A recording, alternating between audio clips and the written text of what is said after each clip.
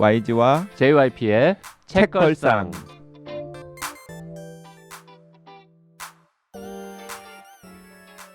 책에 관한 걸쭉하고 상큼한 이야기. YG와 JYP의 책걸상이 찾아왔습니다. YG 강량구입니다. JYP 박재영입니다. 자, 이번 주에는 헌책방 기담 수집가의 작가 윤성근 선생님 함께하고 있는데요. 네, 댓글 하나만 먼저 읽고 본격적인 얘기 나눠보겠습니다. 마키아벨리님의 댓글을 소개하고 싶다고요, YG가? 네, 마키아벨리님께서 오랜만에 댓글 남기셨는데요. 아이리시아 환상의 여인을 비롯한 세계 3대 추리소설 이야기가 나와 반가운 마음에 글을 씁니다. 제가 밤잠을 설치고 읽은 책이 그리고 아무도 없었다. 예거서 크리스틴 책이죠. 환상의 여인 이렇게 둘이었습니다. 그리고 이방인과 설국을 읽기 전에 읽은 환상의 여인의 도입부도 그와 비교될 정도로 멋있다고 생각합니다. 제가 이제 이 댓글을 가져온 게 이 윤성근 작가님께서 그 책의 첫 문장을 소재로 해가지고 책을 쓰신 적이 있잖아요. 그렇죠. 네. 내가 사랑한 첫 문장이라는 내가 사랑한 첫 문장. 그래서 이게 좀 해주실 말씀이 있을 것 같아서 일단은 마키아벨리님께서 언급한 책들의 첫 문장 다 너무 유명한 첫 문장이죠. 예를 들어 그 JYP가 연극풍으로 좀 읽어보시죠. 네. 왜 어려운 걸 나한테 시키면 오늘 엄마가 죽었다. 아니 어쩌면 어제 잘 모르겠다.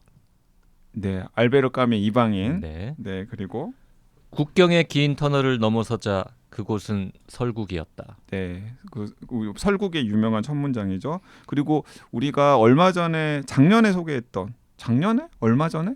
작년이었던 것 같은데요. 네. 그 여름은 오래 그곳에 남아의 첫 문장도 좋다는 분들이 많으셨어요. 여름 별장에서는 선생님이 가장 일찍 일어난다. 네. 그리고 마키아벨리님께서 이런 첫 문장에 비견할 만한 첫 문장이라고 한 환상의 여인의 첫 문장과 둘째 문장이 이렇습니다. 밤은 젊었고 그 역시 젊었다. 하지만 상쾌한 밤과는 달리 그의 기분은 씁쓸했다. 네. 혹시 요 네 권 중에서 윤 선생님이 그 내가 사랑한 첫 문장에 활용하신 책이 있습니까? 역시 이방인은 이방인은 들어가 워낙 있고. 뭐 유명한 네. 전문적이니까요. 네. 그 책에는 어떤 소설 혹은 책의 첫 문장들을 좀 소개를 하셨었어요?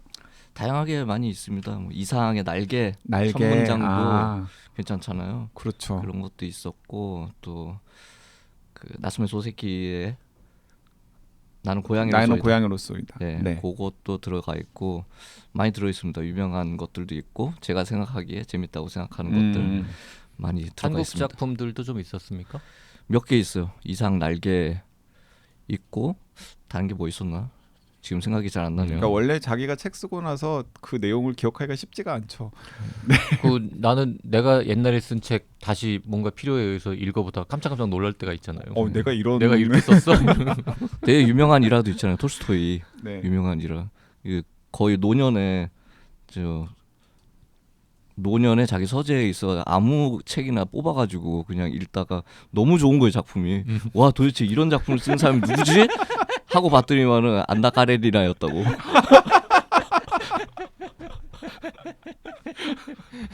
네. 한참을 빠져가지고 그렇게 읽다가 그 윤성근 작가님은 어떻습니까? 윤성근 작가님이 굉장히 달필이시더라고요. 이게 문장이 좋아요, 일단 기본적으로. 그래서 책 읽는 재미를 더 배가시키는 그 매력적인 요소인데 어떻습니까? 이제 본인이 10년 전에 혹은 뭐 12, 13년 전에 쓴 책을 지금 다시 보시면은 두 가지 생각이 들죠. 부끄럽기도 하고 또 자기가 쓴 책을 다시 본다는 게 부끄럽기도 하고 잘 쓴 것 같기도 하고 그런데 정말 기담수집가 오늘 방송이라서 제가 이런 말씀을 드리는 게 아니라 최고다 이게. 정말 잘 쓴 책인 것 같아요. 제가 생각하기에도 아니 반박할 수가 없어요. 네, 잘 썼어요. 잘 쓰신 책이에요. 네, 잘 쓰신 책인데 이렇게 저자가 저는 저만 그런 줄 알았거든요. 보통 제가 아주 뻔뻔하게 내 책이 너무 좋은 책이라고 이야기를 하는데 여기 지금 마이크 앞에 있는 세 사람의 공통점이 있군요. 자기 책을 너무 애정한다. 근데 굉장히 초집중해가지고 저도 쓰면서도 진짜 너무 네. 재밌게 쓴 책이기도 하고 쓸 때는 정말 몰입해가지고 쓰니까 내가 이걸 다시 읽어보고 객관적으로 잘 보기가 힘들잖아요. 책 나오고 지금 몇 개월 지난 다음에 음. 다시 읽어보니까 와 정말 배너 영화 그 카피처럼 네. 신이여 과연 이 책을 내가 썼단 말입니까? 이런 느낌- 요거는 좀 조금 과한데. 오반데. 이건 좀 네. 과한데. 그럴까요? 그런데 그 제가 책걸상 애청자분들한테 이거 YG 명예 걸고 YG 이름 걸고 그냥 할 수 있는 이야기는 책을 읽어보면은 이 저자가 정말 이걸 쓰는 게 재미있게 썼구나라는 게 읽으면서 느껴져요. 감사합니다. 네. 그 이 책을 읽으면서 이제 제가 생각했던 두 가지 좀 떠오르는데요. 하나는 일단 이렇게 글을 재미나게 잘 쓰시고 여기 이제 29편이 다 결국 이야기잖아요. 뭐 사람들이 누가 어떻게 했고 그렇게 이렇게 좋은 소재도 많고 하면 소설을 쓰고 싶지 않을까 이 양반은. 정말로. 글쎄요 소설은 저도 많이 읽긴 하는데 정말 쓸 생각은 전혀 못했어요. 그리고 지금 이 기담 수집가 같은 게 재미있게 읽어주시는 분들이 많아서 참 고마운 일인데 사실 제 머릿속으로 생각한 게 아니라 다양한 분들이 저한테 소재를 제공해 준 거기 때문에 아니 그 소설가들도요. 그 혼자서 그냥 골방에 처박혀서 혼자 떠올리지 않고 사람들 만나가지고 이렇게 소재를 다 응? 모아가지고 쓰는 거잖아요. 그런데 사실 이 기담 수집가에 나와 있는 개별 사연들이 소설보다 더 소설 같잖아요. 그리고 솔직히 이 책을 아예 처음부터 약간 그는 비윤리적일지 모르겠지만 그냥 이건 내가 지어낸 얘기다. 서점 헌책방 사장을 주인공으로 한 연작 소설집이다. 이러고 발표해도 사람들이 우와 그러고 읽을 수 심지어 있거든요. 상도 받을 수 있어. 문학상도 받을 수 있을 문학상 것 같은 같은. 것도 받을 수 있어요. 아 그런가요? 구미가 좀 딱이른데요. 한번 네. 해봐요. 아니, 네, 그렇게- 일단 단편이라도 그렇게 엄청 유명해지면은 이제 사연 주신 분들이 막 문제 제기하고 막 언론에 나서 폭로하고 막 이랬겠죠. 내가 내 주변 사람들은 다 이게 내 얘기인 걸 알기 때문에 뭔가 내가 피해를 봤다 이러고는 뭐 문제가 생길 수도 있겠습니다. 고소당할 수 있습니다. 네. 그럼 하여튼- 저는 여기서 이렇게 말해줬다고 또 둘러대야지. 하여튼 저는 이분은 소설에도 한번 도전해 볼만하지 않을까 이런 생각을 했고요. 이제 두 번째로 떠올랐던 거는 자꾸 읽으면서 이게 이제 한국 이야기고 한국 사람이 쓴 거고 다 뻔히 알고 읽는데도 왠지 읽을 때마다 약간 그 일본 책인가? 아니 그 외색이 느껴진다는 아니 이야기입니까? 외색이 느껴지는 게 아니라 이것도 편견일 수 있는데 우리가 그동안 헌책방이라든지 뭔가 약간 기담 뭐 그리고 여기 수집 수집 그리고 이렇게 뭔가 이렇게 따뜻하게 막 35년 전에 있었던 나의 일을 이렇게 막 해가지고 우동 한 그릇. 뭐 그렇게 이제 애틋하고 이런 거는 우리 흔히 일본 단편집 이런 데서 많이 봤잖아. 아니, 우동 한 그릇 정말 엄청 많이 팔렸어요. 일본에서도 많이 팔리고 우리나라에서도 많이 팔리고. 우동 한 그릇이 책 제목이든가? 아니 그 우동 한 그릇 책 제목이잖아요. 뭐 어렸을 때 뭐 이렇게 우동을 뭐 하여튼 그런 류의 그런 이야기들이 많아서 일본 분이 쓴 이 재미난 이야기 책이 아닐까 이런 느낌을 좀 받기도 했어요. 네, 일본의 그런 식의 컨셉들이 네. 이제 많이 있죠. 책이 음. 뭐 헌책방도 헌책방이지만 뭐 시계점이라든지 그러니까 과자점, 네, 막 과자점. 이런, 네. 이런 데서 또 사연이 그 나오는 무슨 나미야 잡화점도 있고 아니 좀 그래 다르지만 아니 그래서 그런 소재들이 그 뭐 일본의 만화라든가 드라마라든가 이런 거에 소재로도 굉장히 많이 쓰이잖아요. 그렇죠. 네. 아니나 다를까 일본에서도 읽고서 에이전시도 좋게 평가를 했는지 일본의 수출 계약이 지금 돼 있는 상태거든요. 됐어요? 네, 반갑게도 됐습니다. 그리고 살짝 오. 그 제가 출판사 대표님께 들었는데 상당히 고액으로 판권이 팔렸다고. 그렇다고 하네요. 네. 네. 그러니까 굉장히 그쪽에서 이거 일본 이거 시장, 일본- 일본 봐봐, 출판 시장에서 될 것 같다라고 내가 잘 생각한 읽은 거지. 거 아니야. 일본 사람들이 왠지 좋아할 것 같은 분위기라니까. 이거. 아니 그래서 일본에서는 이런 책이 진짜 베스트셀러가 뭐 한국에서도 지금 반응이 좋지만은 한국보다 훨씬 더 베스트셀러가 될 가능성도 있고 당장 일본에서는 아마 뭐 영상이라던가 이런 걸로 만들자고 뭐 연락 올 것 같아요. 여기 29편 하나하나가 다 뭐 한 50분짜리 드라마로 만들어도 충분히 가능하죠. 가능할 것 같고 음. 그 요즘 제가 보고 있는 그 뭐지? 우리들의 블루스 그러니까 옴니버스식으로 이런 거 옴니버스 드라마잖아요. 그 여기 저 사장님 나오고 그 드라마 하려면 조수가 한 명 있어야 될 것 같습니다. 그런가요? 예. 뭐 조수. 등장인물이 사장님 하나 말고 다 바뀌면 이상하잖아요. 네. 고정 멤버가 이제 한 명쯤 더 있어야 되고. 약간 좀 철없는. 그리고 이제 음. 사장님이 누구를 사귀어야 돼요. 이렇게 애인도 한 명 있어야 되는데. 아 그런가요? 하여튼 그래서 약간 좀 등장인물을 복용한 다음에 요 책의 이야기들을 잘 엮으면 옴니버스 드라마도 가능할 것 같고 드라마 판권도 한번 좀 추진해 보시죠.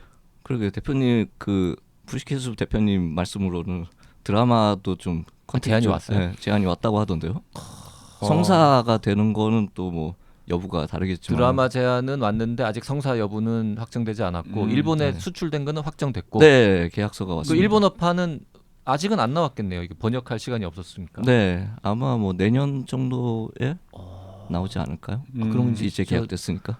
이제 일본 가서 북토크 이런 거 하시는 겁니까? 일본어 공부하셔야겠는데. 충분히 하실 수 있을 것 같은데. 해야겠죠. 그 전에도 헌책방 때문에 일본의 헌책방들하고 많이 교류가 있었거든요. 그래서 일본에 가서 몇 번 북토크도 하고 그랬었어요. 오. 진보초라든지 진보초에 가서 예, 간다에 가가지고 초청해 간다에 주셔서 가서 예. 야, 아니 혹시 그 윤성근 작가님은 그러면 무슨 헌책방 연합회 뭐 이런 활동 같은 것도 하시는 건가요?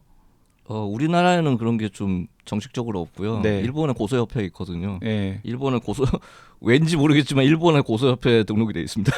아 아니 왜냐하면은 오. 한국의 그 헌책방 운영하시는 서점 대표님 중에서 제일 유명하시니까 사실 그거 인정하시죠? 제일 유명하죠 본인이. 뭐 그분 입장에서는 일본 입장에서는 협회에서 제가 뭐 한국에서 유명한지 안 한지는 모를 것이고요. 네. 근데 일본에는 고소 협회가 기능이 굉장히 잘 돼 있어가지고 협회를 중심으로 해가지고 헌책방들이 많이 운영이 잘 되거든요. 그러면 일본 고소협회 한국에서 헌책방을 운영하시는 윤 작가님이 등록이 되어 있으면 어떤 이점 같은 게 있습니까? 그러니까 내가 원하는 책 같은 게 있으면 고소 협회에서 그 책을 모아놓고 있다가 제가 그 고소 협회에 있는 책 리스트를 볼 수 있어요. 아, 그래서 저는 개인적으로 또 앨리스 책을 좋아하다 보니까 네. 앨리스 고소 같은 게 있나 좀 확인 좀 해보고. 그 앨리스라는 건 이상한 나라의 앨리스의 네. 그 앨리스 네, 말씀하시는 루이스 거죠? 캐럴 책. 그러면 루이스 캐럴 이상한 나라의 앨리스를 막 판본마다 모으고 막 이런 취미가 있으신 건가요? 네, 그렇습니다. 그 책방 이름도 그러면 그래서 그렇게 지어진 거고요. 네. 아 그러면은 그 이 헌책방 기담 수집가의 중간에 그 윤성근 주인장만 아는 비밀 공간이 있다던데 하고 좀 이렇게 살짝 떠보는 등장인물이 나오잖아요. 네. 그 에민가 네. 그 등장인물이 나오는데 그러면 그 등장인물이 말하는 그 비밀 공간에는 그 루이스 캐럴의 이상한 날 앨리스 희귀본 같은 것들이 막 잔뜩 꽂혀 있고 막 그런 겁니까? 잔뜩은 아니고요. 조금 있고요. 아 거기에 약간 매력적이네. 뭔가 이게 도둑들이 노려볼 만한 그런 공간인 것 같은데. 네, 그래서 웬만하면 밖에 좀 밖으로 드러나게 전시를 안 해놓고 있거든요. 그 부분은 네. 도둑이 또 들 수도 있고.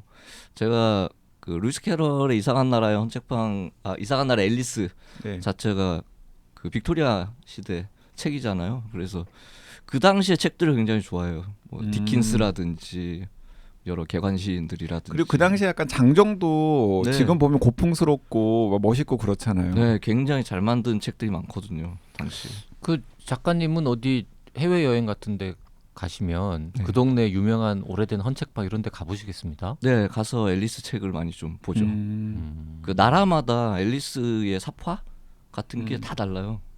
그거 사파를 모으는 재미가 굉장히 재밌습니다. 아니 코로나 이거 풀리고 그러면 무슨 공중파 방송국 이런 데서 세계 헌책방 이런 식으로 기획을 해가지고 윤 작가님 모시고 막 여기저기 헌책방 다니고 뭐 이런 기획이 성사될 수도 있겠다. EBS 테마 기행 좀 기다리고 있습니다. 여기도 지금 아, EBS 경쟁자 테마 기행 많아. 기다리고 있거든요. JYP도 세계 테마 기행 테마 기다리고 기행 있는데 연락 기다리는 사람들 많아요. 내가 보기에는 JYP보다는 그 윤성근 작가님을 방송국에서도 선호할 것 같은데. 내가 봐도 그럴 것 같긴 해. 근데 워낙 기다리시는 분들이 많아가지고 테마 기행 한 8,000명 정도 기다리고 있다고 하더라고요. 8,000명이요? 네. 아, 그게 선착순은 아니잖아요, 근데. 모르죠. 거기서 어떻게 고를지.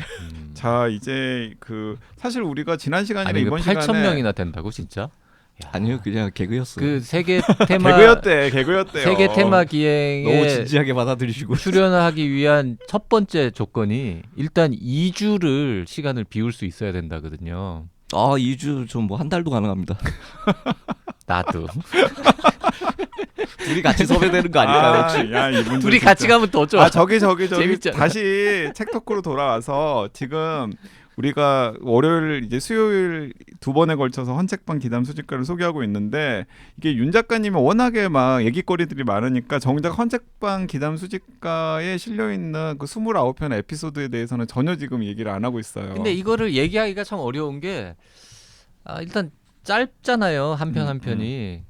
그래서 이거를 뭐 다 내용을 다 말씀드릴 수도 그러면은 없고 좀- 설정만 얘기하기도 좀 애매하고. 그러면 저는 이런 식으로 물어보고 싶어요. 그 29편의 에피소드를 소개를 했지 않습니까? 네. 근데 이 소개된 책 다 29편의 에피소드가 다 한 권의 헌책과 얽혀 있는 사연들인데 그러면 29권의 헌책이 등장하잖아요. 네. 그 29권의 헌책 중에서 제일 비싼 게 뭡니까? 좋은 질문이야. 제일 비싼 거는 기억에 잘 안 남고요. 네. 사연 중에서 제가 가장 좀 기억에 남는 사연은 말씀드릴 수 있을 것 같아요. 네, 그거 해주세요 그러면.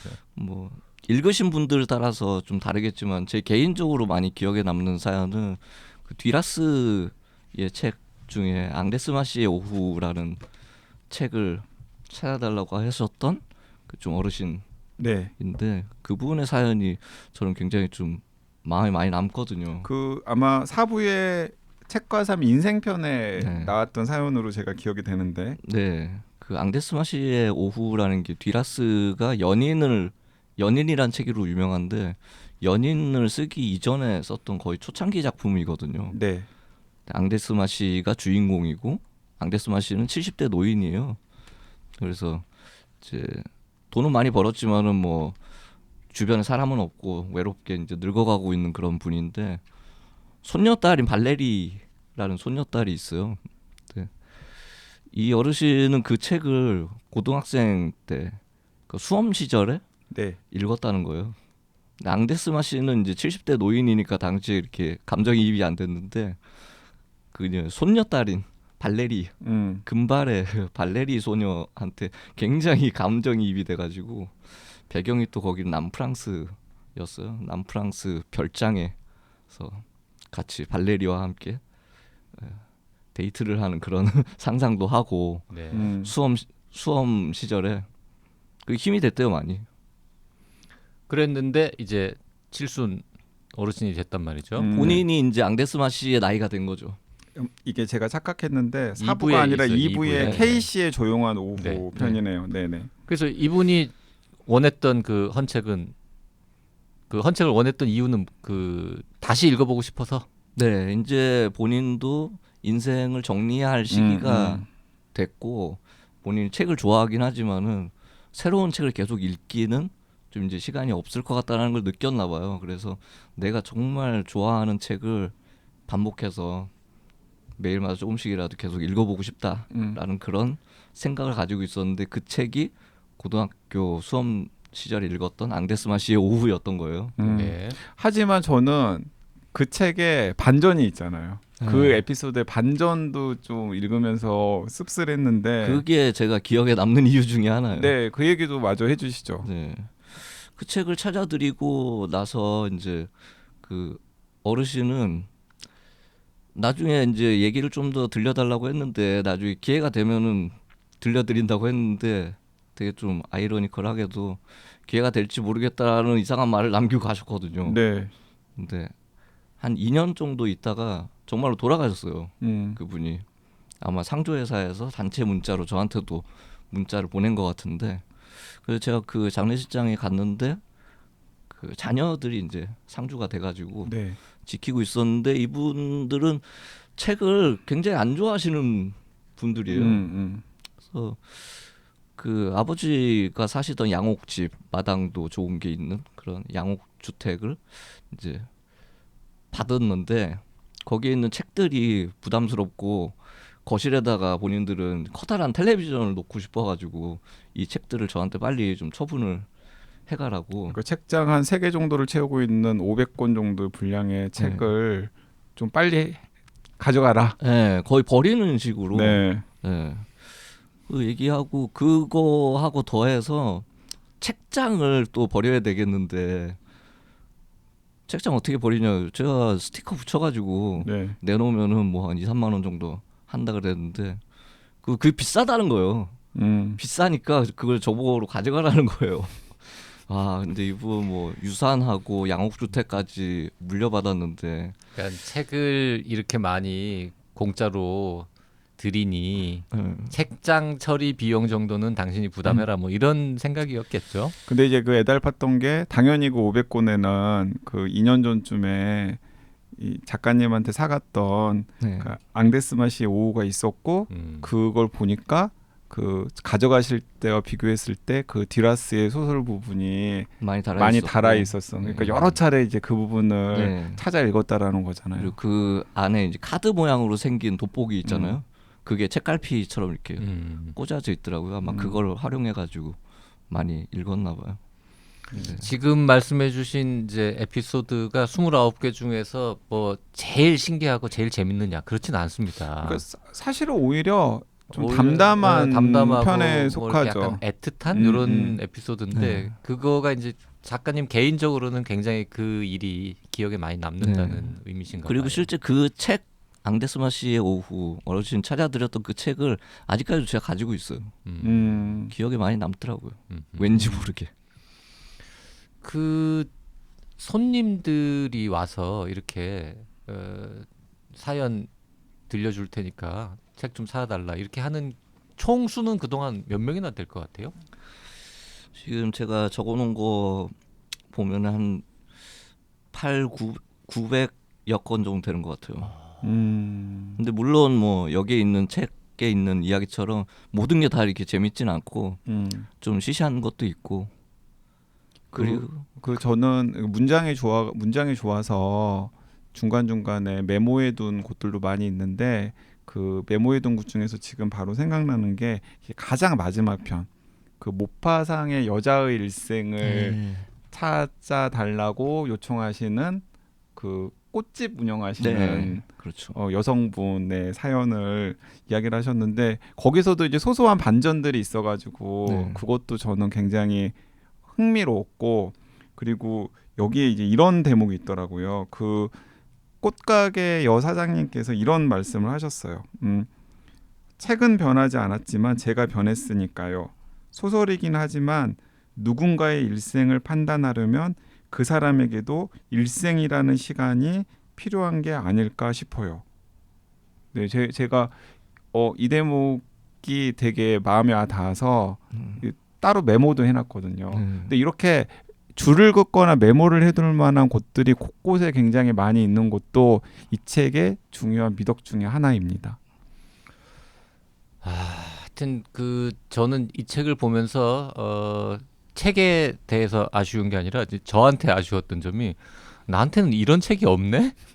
인생책 뭔가 사연이 있어서 그 책 제목만 떠오르면 혹은 표지만 보면 뭔가 가슴이 몽글몽글해지고 뭐 누군가 떠오르고 이런 책은 없는 것 같더라고요. 저는 생각해 보니까 3권이 있던데. 그런가요? 네, 3권이 있어요. 3권이나 있어요. 3권 생각해 보니까 한 권 나오기도 힘든데 3권. 3권. 그러면 가만히 생각해 그 봤어요. 세 명의 여인들은 지금 다 어디 있어? 여인들하고는 다 상관이 없어요. 에이, 뭐 상관이 없어. 상관이 있겠지. 자, 그 개인적인 경험인데 하나는 그 어렸을 때 아버지 책장에 꽂혀있던 책 중에서 제가 굉장히 인상 깊었던 책이 있어요. 마르크스냐 베보냐. 네. 근데 그 책을 제가 이제 마르크스냐 베보냐를 그 어린 시절에 왜 그게 인상 깊었는지는 모르겠어요. 근데 어쨌든 무조건 인상 깊었고 아버지께서도 그냥 읽으셨고 아마 잘 보이는데 꽂아 두셨던 것 같아요. 뭔가 관심이 있으셨겠죠. 그런데 나중에 제가 마르크스가 누군지를 알고 베버가 누군지를 안 다음에 그 책을 찾아서 보려고 그러니까는 책이 없더라고요. 그래가지고 제가 서지상을 확인해 보니까 상당히 예전에 나온 책이었던 건 제가 나중에 확인을 했는데 일단은 그 책 한번 다시 구하고 싶으면 구하고 싶다는 책 있고요. 근데 그거 같은 경우에는 저자나 출판사 같은 경우도 서지상을 확인을 하니까 이제 알 수 있는 건데 또 한 권만 이야기를 하면은 그 초등학교 1학년 때인가 2학년 때 학급 문고에서 동화책을 읽었는데 그 동화책이 그 소년소녀들이 그 전쟁을 피해 가지고 시골로 갔다가 옷장에 들어가 가지고 다른 세계로 가는 판타지 소설이었거든요. 근데 시리즈물인데 딱 그냥 한 권만 굉장히 낡은 식으로 남아 있었던 거예요. 근데 나중에 이제 그 책이 나니아 연대기 한 권이라는 건 알았죠. 그런데 그게 도대체 어느 시점에 언제 나온 책인지는 모르겠어요. 자, 저 정도의 사연이면은 이제 책에 안 나오죠. 지금 근데 눈 반짝반짝 빛나는 거 보니까 에이. 이 정도면 찾을 수 있을 것 같은데라고 아니, 생각이 들어요. 책을 찾을 수는 있는데 헌책방 기담 수집가 속편에 등장은 못한다 이런 이야기. 근데 보통 이렇게 처음 사연은 굉장히 단순해요. 근데 그 책을 가지고 이야기를 나누다 보면은 그 책을 읽었을 당시의 어떤 기억이라든지 그렇죠. 이런 것들이 막 꼬리에 꼬리를 물고 막 나오는 경우 많거든요. 아니 거기에 그리고 그 여자아이가 등장할 수도 있고 네. 그지? 세 번째 책은 여인이랑 관련 있는 거지. 그런 게 있을 수도 있죠. 왜 책으로 집중을 해야 됩니다. 그때 동화책이 뭐 메르헨이라든지 뭐 에이스 이런 종류의 뭐 동화책일 수도 있고요. 당시 그 작가님도 그러면 내가 헌책방 사장이고 이렇게 책 찾아주는 일도 많이 하는데 네. 본인이 정말 찾고 싶은 언젠가 과거의 그 아련한 책 이런 거 있습니까? 앨리스 책 중에서 찾고 싶은 게 좀 있죠. 아직 못 찾은? 예. 계속 헤매고 있습니까? 그걸 찾으려고. 네. 오. 이게 제가 일단은 가장 먼저 찾고 싶은 책은 우리나라에 번역돼서 들어온 책 중에 그 옛날에 그 금성탐험대라는 작품 쓰시는 한낙원 선생님. 네, 한낙원 선생님이 앨리스 책을 번역을 했거든요. 영문학 전공. 그 한낙원 선생님 그 이름을 따서 한낙원 SF 문학상이라는 상도 제정이 되어 있잖아요. 네. 우리나라 최초의 SF 소설가로 꼽히는. 한낙원 선생 번역의 이상한 나라의 그 에리스 제목이 에리스. 네. 이상한 나라의 에리스인데 그게 1959년판이 계몽사에서 나온 게 있거든요. 그거를 못 구했어요. 아직까지 못 고셨어요. 네, 제가 61년판은 갖고 있거든요. 그리고 이상한 나라의 앨리스가 우리나라에 처음 번역된 건 언제예요? 혹시 알고 계세요? 그 정확한 건 알 수가 없어요. 네. 근데 제가 지금 조사한 바에 따르면 한낙원 선생님이 정식으로는 소설을 번역한 거는 처음이라고 알고 있는데 그 이전에 이제 그 40년대 때는 만화 곁들여 가지고 네. 이렇게 펴내는 게 또 유행이었던 때가 있었는데 그때 그런 식으로 펴낸 게 또 있고요. 또 일본에서 처음 번역된 게 1912년인가 11년인가 그렇거든요. 일본도 1911년 뭐 이 정도인가요? 네. 오. 원래 초판 자체가 1865년이니까요. 네. 일본의 이제 메이지 시대 거치면서 번역이 되고 제 생각에는 아마 그때 이후에 일본어 중역으로 우리나라에도 들어온 게 있지 않을까 싶은데 사실 그때는 원작 제목을 완전히 다르게 번역하는 경우가 굉장히 많았거든요. 그렇죠. 예, 레미제라블 같은 경우는 뭐 너 참 불쌍타 뭐 이런 식으로 나오고 뭐 좋은 번역일 수도 있어요. 네. 무슨 앨리스는 여자 굴에 들어가다 뭐 이런 식의. 완전히 딴 걸 수도 있어요. 엉클 톰스 케빈 뭐 이런 거는 네. 검둥이의 서름? 그렇게 번역돼서 나왔었어요. 네, 이런 식으로 번역된 게 많다 보니까 완전히 다른 식으로 뭔가 번역돼서 잡지에 실렸을 수도 있어요. 소녀의 모험 뭐 이런 식으로 될 수도 있고 뭐 그렇겠네요. 그렇죠. 굉장히 네. 이제 저 속물스러운 질문 하나 드리면 안 하는 게 나을 것 같은데 왠지. 해외 토픽 같은 거 보거나 외국 소설 보다 보면 뭐 어쩌고 누구의 작품 초판본 이런 거가 뭐 얼마에 팔렸다. 네. 뭐 이런 거 이제 기사 많이 나오잖아요. 가지고 있는 것 중에 제일 그렇죠. 비싼 거 네. 물어보시려고 그러는 거죠. 우리나라는 사실 뭐 그런 거에 이렇게 연연하고 수집하는 사람 자체도 별로 없는 것 같고 그렇죠. 헌책이 되게 고가에 거래되었다 뭐 이런 기사도 별로 못 본 것 같은데 네.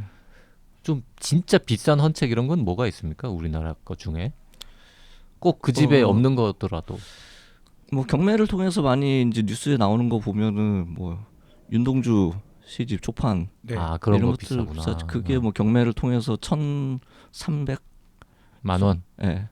그 정도 있고 뭐 서정주 시집 화사집 네. 서정주 화사집은 굉장히 희귀본이죠. 그게 많이 펴내긴 펴냈는데 앞부분에 한 2-30권 정도를 그 특장본으로 해가지고 장정을 비단 장정으로 한 게 있거든요. 그거를 이제 자기 지인들한테 나눠주려고. 그 당연히 서명도 해가지고 나눠줬겠죠. 네. 음. 2-30권 정도 앞부분에. 야, 근데 그건 말만 들어도 비싸 보인다. 직접 네. 개인적으로 소장하고 있거나 네. 아니면은 누군가가 사갈 수 있도록 네 이게 뭐라 그래야 되죠? 이게 판매 중인 헌책 중에 제일 비싼 건 뭐가 있습니까? 저희 책방에서요. 네. 지금 그렇게 비싼 책은 없네요. 제가 그런 쪽에 이제 손을 댈 만한 그런 깜냥도 아니고요. 아니 그러면 윤 작가님께서 그 어쨌든 헌책방에서 일도 해보셨고 지금 경영도 하고 계시잖아요. 네. 보고 나오고 팔아본 책 중에서 가장 고가는 얼마였어요? 백석 시즌의 사슴 네, 초판을 제가 같이 일하던 분이 네, 가지고 있는 걸 봤거든요. 네. 지금 보는 순간 소름 끼치는 거죠.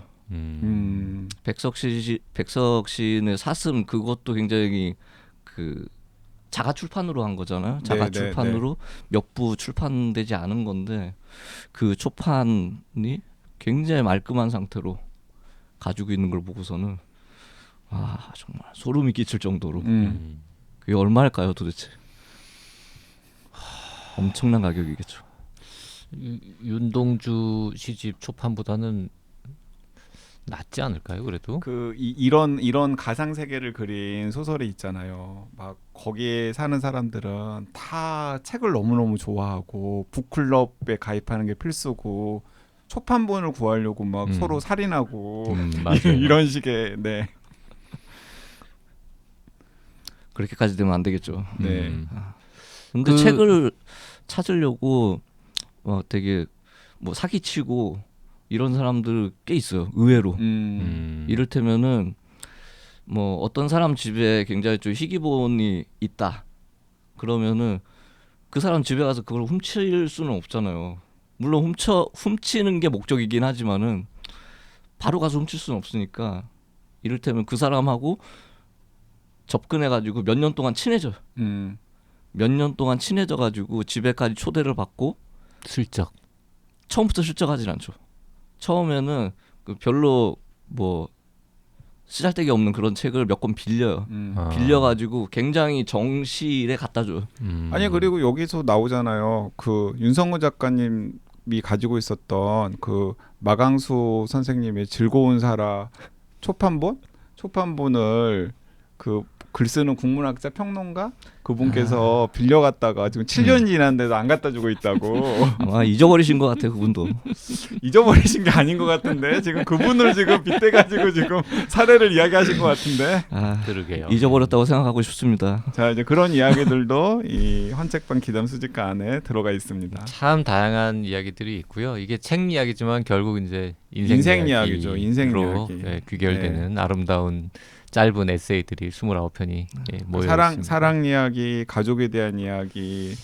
자, 저희 청취자분들 중에서 저 노명호 선생님의 니은 서점 직접 방문한 경험이 있으신 분들이 꽤 있잖아요. 네, 거의 무슨 저 책걸상 저 자매 서점처럼 많이들 가시는데 거기랑 멀지 않습니다. 우리 저 이상한 나라의 헌책방도 한번 좀 방문하시고 누가 저 가서 혹시 저 책걸상 청취자라고 하면은 네.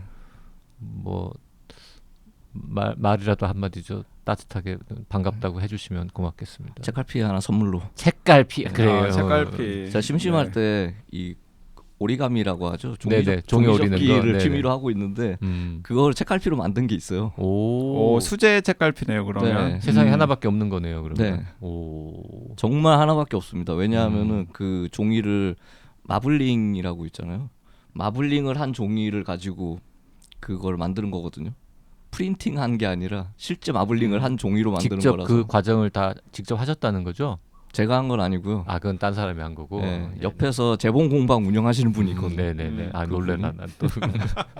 재주가 많으신 줄 알고. 그러게. 그거 진짜 못하겠더라고요. 옆에서 보니까 초등학교 때 미술 시간에 했던 그런 마블링이 아니더라고요. 네. 자, 이 윤성근 작가님의 헌책방 기담 수집가도 너무너무 매력적이고 재미있고 흥미로운 책이고 거기에다가 또 우리 책걸상 애청자분들 중에 여러분들이 작년부터 벼르고 계셨잖아요. 책걸상 펀딩에 참여한 공개적으로 드러나게는 그렇죠. 그 유일한 네. 그 한 출판사가 오픈이 되면 돈줄을 확실히 내주겠다. 네, 일단 저 푸시케 숲 에서 나온 책 딴 거 뭐 하나 하고 헌책방 기담 수집가 하고 이거 2권씩 삽시다 우리. 네, 사고 그리고 그거 2권 들고 두 이제 권 들고 은평구에 은평구청 가. 앞으로 가서 이상한 나라의 헌책방으로 가서 사인도 받고 헌책 또 사고 헌책도 또 사고 그리고 책갈피 하나 받고. 네.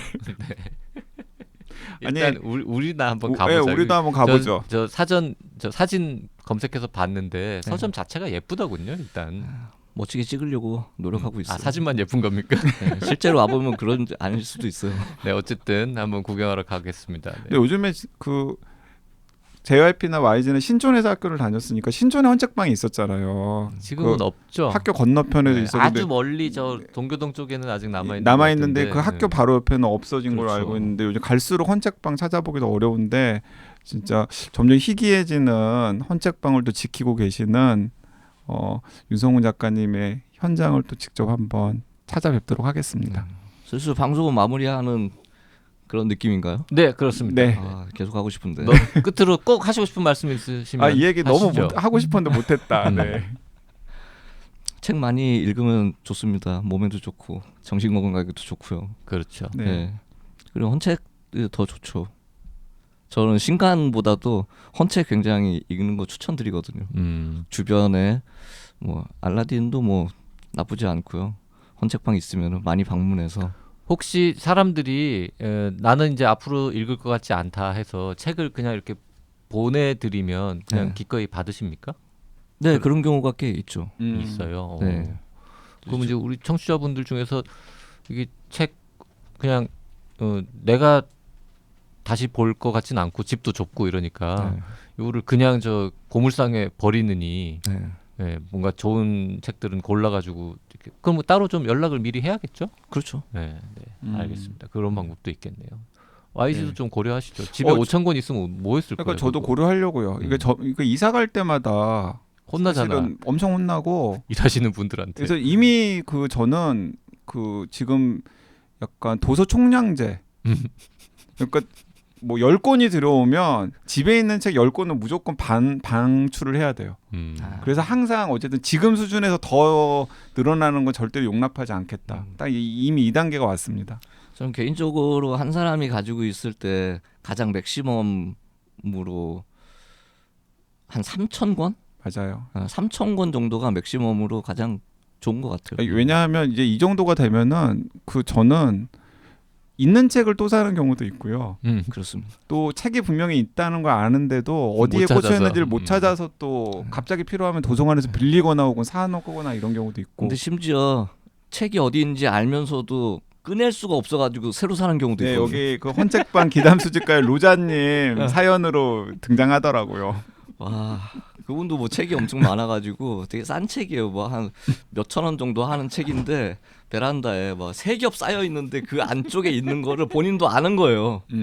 그런데 와, 이거를 내가 잠깐 보려고 저 3개 책벽을 다 끌어내고 그걸 꺼내느니 그냥 10,000원 주고 사는 게 경제적인 것이다. 그 로자님 같은 경우에는 지금은 좀 형편이 좋아지셔가지고 어쩔 줄 모르겠는데 초기에는 자기 집에만 책을 보관할 수 없어서 또 다른 곳에다가 또 보관을 했던 걸로 알고 있거든요. 그러니까 이제 그런 데에 있는 책들은 그 책 참고하려고 거길 갈 수가 없잖아요. 그러니까 또 살 수밖에 없는 거죠. 네.